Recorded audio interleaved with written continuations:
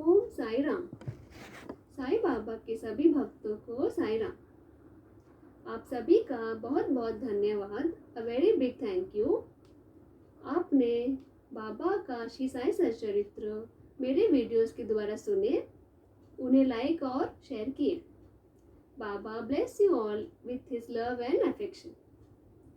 बाबा के शरण में जाने से और सच्ची श्रद्धा से उनके चरणों में आत्मसमर्पण, टोटल सरेंडर करने से बाबा हमें एक सुखी, सफल, सुंदर और उद्देश्यपूर्ण जीवन जीने की प्रेरणा और उम्मीद देते हैं। इस भव सागर को पार करने में हमारी मदद करते हैं। बाबा अपने भक्तों का हाथ और उनका साथ कभी नहीं छोड़ते। अनंत कोटि ब्रह्मांड नायक राजाधिराज योगीराज पर ब्रह्म श्री सच्चिदानंद सद्गुरु साईनाथ महाराज की जय। आज मैं अध्याय 29 चैप्टर 29 पढ़कर सुनाऊंगी। उपासना की नूतन पद्धति। संसार में स्थूल, सूक्ष्म, चेतन और जड़ आदि जो कुछ दिखाई दे रहा है वह सब एक ब्रह्म है और इसी एक अद्वितीय ब्रह्म को हम अलग अलग नामों से संबोधित करते हैं तथा अलग अलग दृष्टियों से देखते हैं। अंधेरे में पड़ी हुई एक रस्सी या हार को हम ब्रह्मवश सर्प समझ लेते हैं।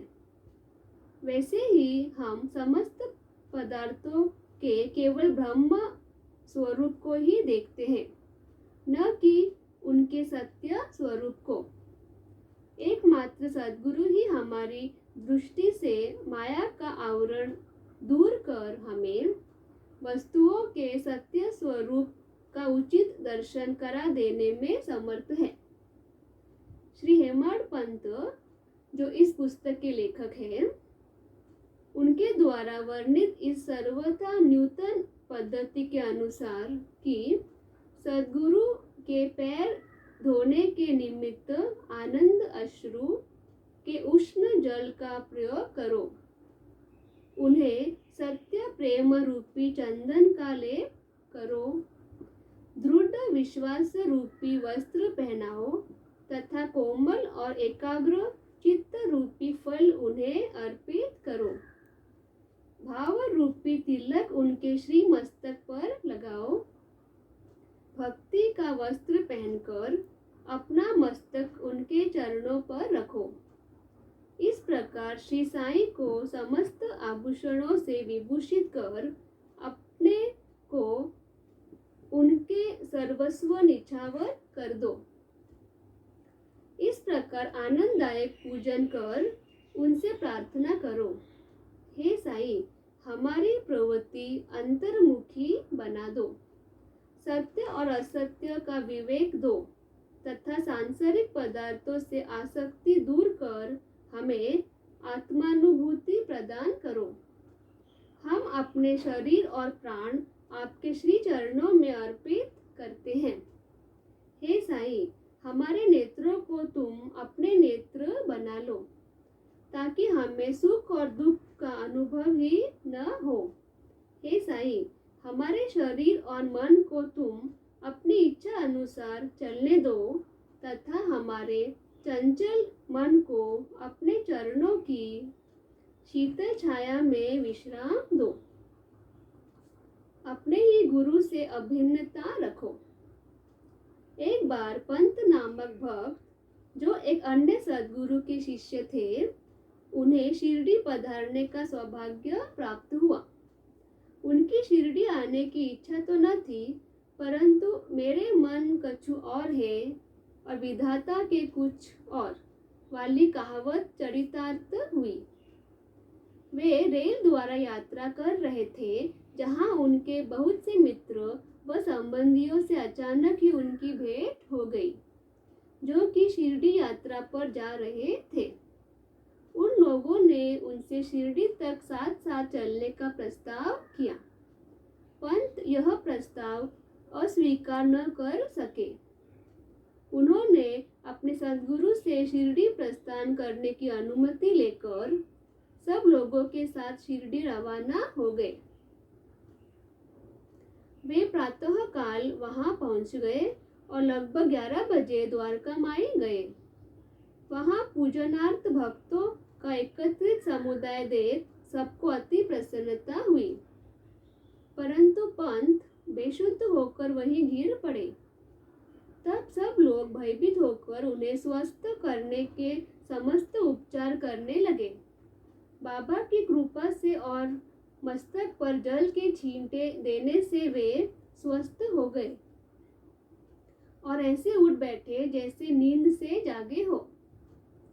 अंतर्यामी बाबा ने यह सब जानकर कि यह अन्य गुरु का शिष्य है, उन्हें अभय दान देकर गुरु में ही उनके विश्वास को दृढ़ करते हुए कहा कि कैसे भी आओ, परंतु भूलो नहीं, अपने ही स्तंभ को दृढ़ता पूर्वक पकड़कर सदैव स्थिर रहो, उनसे अभिन्नता प्राप्त करो।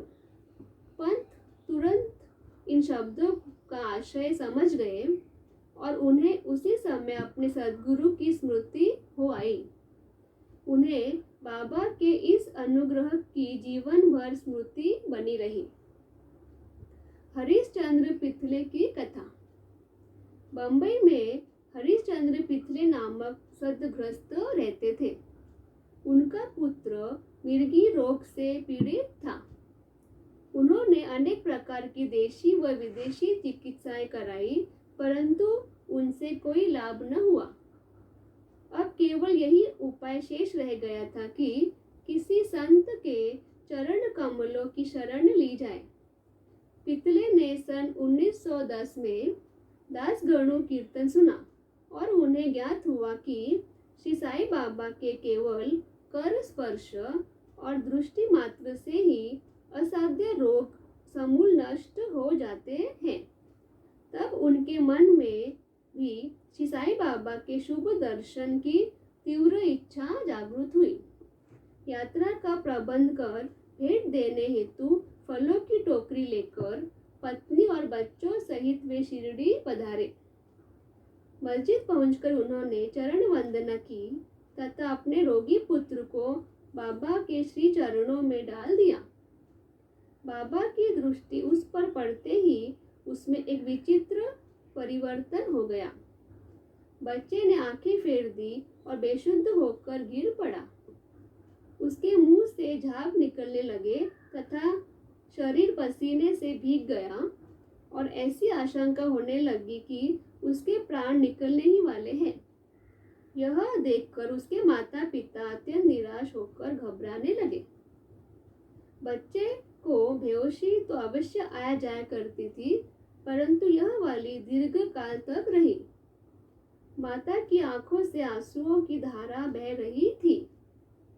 तब बाबा ने सांत्वना देते हुए कहा कि धैर्य धारण करो और कहा कि बच्चे को अपने निवास स्थान पर ले जाओ। वह आधे घंटे के पश्चात होश में आ जाएगा।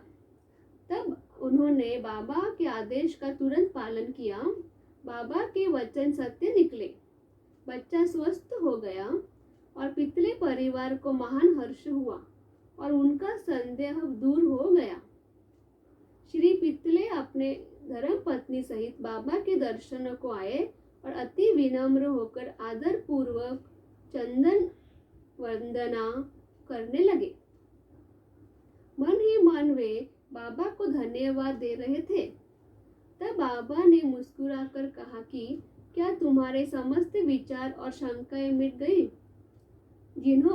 जिन्हें विश्वास और धैर्य है, उनकी रक्षा श्री हरि अवश्य करेंगे। श्री पितले ने मिठाई बांटी और उत्तम फल बाबा को भेंट किए। श्रीमती पितले सात्विक वृत्ति की महिला थी। वे एक स्थान पर बैठकर बाबा की ओर प्रेम पूर्ण दृष्टि से निहारा करती थी। उनकी आंखों से प्रसन्नता के आंसू गिरते थे। उनका मृदुल और सरल स्वभाव देखकर बाबा अति प्रसन्न हुए। शिरडी में कुछ दिन सुखपूर्वक व्यतीत कर पितले परिवार ने बाबा के समीप द्वारका माई में जाकर और चरण वंदना कर शिरडी से प्रस्थान करने की अनुमति मांगी। बाबा ने उन्हें विभूति देकर आशीर्वाद दिया। पितले को पास बुलाकर वे कहने लगे कि बापू, पहले मैंने तुम्हें 2 रुपए दिए थे और अब मैं तुम्हें 3 रुपए देता हूँ। इन्हें पूजा गृह में रखकर नित्य इनका पूजन करो, इनसे तुम्हारा कल्याण होगा। श्री पितले ने इन्हें प्रसाद स्वरूप ग्रहण कर बाबा को पुनः साष्टांग प्रणाम किया तथा आशीष के लिए प्रार्थना की। उन्हें यह विचार भी आया कि प्रथम अवसर होने के कारण मैं इसका अर्थ समझने में असमर्थ हूँ कि 2 रुपए बाबा ने मुझे पहले कब दिए थे। वे इस बात का स्पष्टीकरण चाहते थे, परंतु बाबा मौन ही रहे। बम्बई पहुंचने पर उन्होंने अपनी वृद्ध माता को शिरडी की वार्ता सुनाई और उन 2 रुपयों की बात भी उनसे कही। उनकी माता को भी पहले तो कुछ समझ में न आया, परंतु पूरी तरह विचार करने पर उन्हें एक पुरानी घटना की याद आई जिसने यह समस्या हल कर दी। उनकी वृद्ध माता कहने लगे कि जिस प्रकार तुम अपने पुत्र को लेकर श्री साईं बाबा के दर्शनार्थ गए थे, ठीक उसी प्रकार तुम्हें लेकर तुम्हारे पिता कई वर्षों पहले अक्कलकोट महाराज के दर्शनार्थ गए थे। महाराज पूर्ण सिद्ध योगी, त्रिकाल यज्ञ और बड़े उदार थे। तुम्हारे पिता परम भक्त थे, इस कारण उनकी पूजा स्वीकार हुई। तब महाराज ने उन्हें पूजनार्थ 2 रुपए दिए थे, जिनकी उन्होंने जीवन पर्यंत पूजा की। उनके पश्चात उनकी पूजा यथाविधि न हो सकी और वे रुपए खो गए। कुछ दिनों के उपरांत उनकी पूर्ण विस्मृति हो गई। तुम्हारा सौभाग्य है जो श्री अक्कलकोट महाराज ने साईं रूप में तुम्हें अपने कर्तव्यों और पूजन की स्मृति कराकर आपत्तियों से मुक्त करा दिया है। अब भविष्य में जागरूक रहकर समस्त शंकाएं और सोच विचार छोड़कर अपने पूर्वजों को स्मरण कर रिवाजों का अनुसरण कर उत्तम प्रकार का आचरण अपनाओ। अपने कुल देव तथा इन रुपयों की पूजा कर उनके यथार्थ स्वरूप को समझो और संतों का आशीर्वाद ग्रहण करने में ही गौरव समझो। श्री साई समर्थ ने दया कर तुम्हारे हृदय में भक्ति का बीजारोपण कर दिया है और अब तुम्हारा कर्तव्य है कि तुम उसकी वृद्धि करो। माता के मधुर वचन सुनकर श्री पितले को अत्यंत हर्ष हुआ। उन्हें बाबा की सर्वकालिकता विदित हो गई और उनके दर्शन का भी महत्व ज्ञात हो गया। श्री अंबेडकर की कथा। पुणे के श्री गोपाल नारायण अंबेडकर बाबा के परम भक्तों में से एक थे, जो ठाणे जिला में 10 वर्षों से कार्य कर रहे थे। वहां से सेवा निवृत्ति होने पर उन्होंने अन्य नौकरी ढूंढी, परंतु वे सफल न हुए। तब उन्हें दुर्भाग्य ने चारों ओर से घेर लिया, जिससे उनकी आर्थिक स्थिति और भी अधिक दयनीय हो गई। वे प्रति वर्ष शिरडी जाते और अपनी दुखदायी कथा वार्ता बाबा को सुनाया करते थे। सन 1916 में तो उनकी स्थिति और भी अधिक चिंताजनक हो गई। तब उन्होंने शिरडी जाकर आत्महत्या करने की ठानी। इसलिए वे अपनी पत्नी को साथ लेकर शिरडी आए और वहां 2 मास ठहरे। एक रात्रि को दीक्षित वाड़े के सामने एक कुएं में गिरकर प्राणांत करने का फैसला किया। बाबा ने उनकी रक्षा करने का निश्चय किया। नजदीक ही एक भोजनालय के मालिक श्री सगुण ठीक उसी समय बाहर आकर उनसे इस प्रकार वार्तालाप करने लगे कि क्या आपने कभी श्री अक्कलकोट महाराज की जीवनी पढ़ी? सगुण से पुस्तक लेकर उन्होंने पढ़ना आरंभ किया। पुस्तक पढ़ते पढ़ते वे एक ऐसी कथा पर पहुंचे जो इस प्रकार थी। श्री अक्कलकोट महाराज के जीवन काल में एक व्यक्ति असाध्य रोग से पीड़ित था। जब वह किसी प्रकार भी कष्ट सहन न कर सका तो वह बिल्कुल निराश हो गया और एक रात्रि को कुएं में कूद पड़ा। तत्क्षण ही महाराज वहां पहुंच गए और उन्होंने स्वयं अपने हाथों से उसे बाहर निकाला। वे उसे समझाने लगे कि तुम्हें अपने शुभ और अशुभ कर्मों का फल अवश्य ही भोगना चाहिए। भोग अपूर्ण रह गए तो पुनर्जन्म धारण करना पड़ेगा। इसलिए मृत्यु से यह श्रेयस्कर है कि कुछ काल तक उन्हें सहन करो और पूर्व जन्मों के कर्मों का भोग समाप्त कर सदैव के लिए मुक्त हो जाओ। यह सामयिक और उपयुक्त कथा पढ़कर अंबेडकर को महान आश्चर्य हुआ और वे द्रवित हो गए। इस प्रकार बाबा ने उनकी जान बचाई। यहाँ पर अध्याय 29 समाप्त हुआ। बाबा अपने भक्तों को रोग मुक्त करते हैं और उन्हें हमेशा सही रास्ता दिखाते हैं, उनकी रक्षा करते हैं। Sai Baba bless you all. Om Sai Ram.